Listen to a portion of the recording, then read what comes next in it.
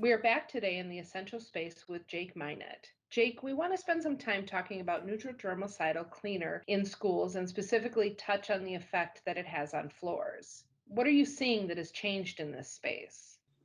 So we have seen kind of a shift the last couple of months with people starting to do a lot more floor care. The interesting thing to me is when, especially in schools, we've never really talked much about disinfecting floors because the thought process was always, people aren't crawling around on the floors, so do you really need to disinfect floors? But now with just the heightened awareness around COVID-19, we've seen a shift towards that. And again, our neutral germicidal is perfect for this. Not only is it a great disinfectant, but it also has a really good surfactant package in it, which means it's a really good cleaner at the same time. Even outside of that, it's not going to affect your floor finish because of the neutral pH. And it is also ASTM rated for slip resistance. Okay. So it's not going to leave your floor slippery and present a safety hazard there for the students in the schools. So that's really important too when we're looking at floor care.